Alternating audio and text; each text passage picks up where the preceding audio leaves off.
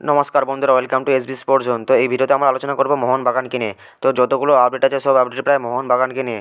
তাও এই ভিডিওতে আমরা আলোচনা করব মোহনবাগানের হুগো বোমস ও জনি কাউকোকে নিয়ে। তো তাদেরকে নিয়ে যে আপডেটগুলো ভিডিও আছে সেগুলো তোমাদের সঙ্গে আলোচনা করব, ও জুনিয়র মরেনোকে নিয়ে যে রিউমারগুলো ঘুরে বেড়াচ্ছে সেগুলো নিয়ে তোমাদের সঙ্গে আলোচনা করব। আনোয়ার আলী ও ব্যান্ডেন হ্যামিলের যে চোট পেয়েছে সেই চোট সম্পর্কে কিছু আপডেট পাওয়া গেছে, সেগুলো তোমাদেরকে জানাবো। তো প্রথমে যদি আমরা কথা বলি হুগো বোমস ও জনি কাউকোকে নিয়ে, তো হুগো বোমস ও জনি কাউকোকে নিয়ে যে আপডেটগুলো বেরিয়ে আসে সেগুলো হলো যে তোমরা হয়তো সকলেই জানো যে হুগো বোমসকে মোহনবাগান ম্যানেজমেন্ট ছেড়ে দিতে পারে। তো এরকমই একটা আপডেট বেরিয়ে আসে। তো আর হুগো বোমসের বদলে জনি কাউকোকে রেজিস্টার করানো হবে, এরকমই একটা আপডেট চারদিকে ঘোরাঘুরি করছে। ব্যাপারটা হচ্ছে যে অ্যান্টোনিও লোপেজ হাবাস হুগো বোমসকে যেইভাবে ইউজ করতে চাইছে, তো হুগো বোমস সেইভাবে খেলতে চাইছে না। তো এরকমই একটা ঘটনা ঘটেছে। তো হুগো বোমসের সঙ্গে অ্যান্টোনিও লোপেজ হাবাসের আগে থেকে একটা মতবিরোধের ব্যাপার ছিল। তো সেই মতবিরোধ ব্যাপারটা এবারও আবার নতুন করে তৈরি হয়। তো সেই জন্যই অ্যান্টোনিও লোপেজ হাবাস ম্যানেজমেন্টকে জানায় এই ব্যাপারটা নিয়ে। তো ম্যানেজমেন্ট তো আগে থেকে জানিয়েই রেখেছে যে কোচ যা চাইবে তাই হবে। কোচ যদি চায় যে কোনো প্লেয়ারকে চেঞ্জ করতে হবে, তাহলে সেই প্লেয়ারকে চেঞ্জ করা হবে, সে যেই হোক না কেন। তো এই জন্যই হাবাস ডার্বি ম্যাচে হুগো বোমসকে তার স্কোয়াডেই রাখেনি। তো সেই জন্যই চারদিকে শোনা যাচ্ছে যে হুগো বোমসের বদলে মোহনবাগান ম্যানেজমেন্ট জনি কাউকে রেজিস্টার করাতে পারে। তো এরপর ব্যাপার এটাই হলো যে যদি হুগো বোমস কোচের মতামতে চলে, তো তাহলে হয়তো হুগো বোমস থেকে যেতে পারে। আর না হলে যদি হুগো বোমস তার ইগো নিয়ে চলে, তাহলে হয়তো মোহনবাগান ম্যানেজমেন্ট তাকে ছেড়ে দিতে পারে। তো এরপর আমাদের এটাই দেখাচ্ছে শেষমেশ কী হয়। এবার ব্যাপারটা হলো যে জনি কাউকে তো এখনও ম্যাচ ফিট হয়ে উঠতে পারেনি। জনি কাউকের ম্যাচ ফিট হয়ে উঠতে গেলে এখনও মোটামুটি কিছুদিন টাইম লাগবে। তো মোহনবাগানে একজন নতুন ফিটনেস ট্রেনার এসছে। তো সেই ফিটনেস ট্রেনার যখন গ্রিন সিগন্যাল দেবে, তখন হয়তো কাউকে রেজিস্টার করানো হতে পারে যদি হুগো বোমসকে ছেড়ে দেয়। তো এই ছিল হুগো বোমস ও জনি কাউকে নিয়ে আপডেট। এরপর আমরা কথা বলবো জুনিয়র মরেনোকে নিয়ে। তো জুনিয়র মরেনোকে নিয়ে যে আপডেটগুলো বেরিয়ে আসে সেগুলি তোমাদেরকে এবার জানাবো।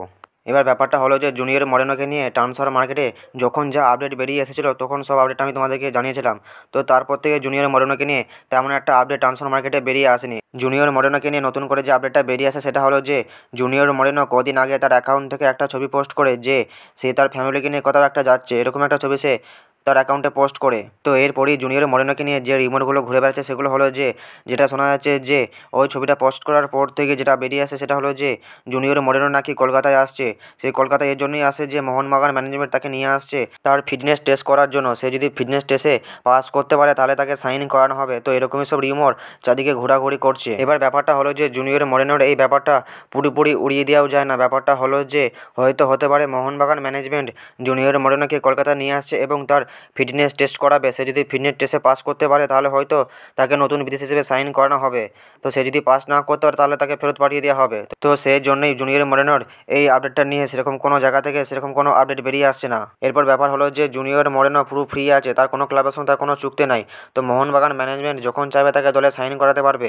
তো সে যদি ফিটনেস টেস্টে পাস করতে পারে তাহলে হয়তো মোহনবাগান ম্যানেজমেন্ট তাকে সাইন করাতে পারে নতুন বিদেশি হিসেবে। এরপর আমাদের এটা দেখা যায় শেষমেশ কী হয়। এরপর আমরা কথা হলো ব্যান্ডেন হ্যামিল ও আনোয়ারকে নিয়ে। তো এদের দুজনের চোটটা খুব একটা গুরুতর নয়। তো ব্যান্ডেন হ্যামিল ও আনোয়ার এরা দুজনেই মাঠে রিহ্যাব শুরু করে দিয়েছে।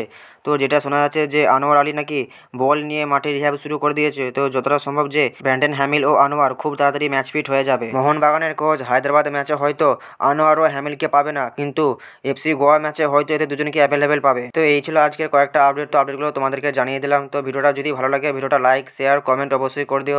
আমাদের চ্যানেলটা প্রথমবার এলে চ্যানেলটা সাবস্ক্রাইব করে দিও। তো এরপর যদি কোনো নতুন আপডেট ভিডিও আসে আমি তোমাদেরকে জানিয়ে দেবো।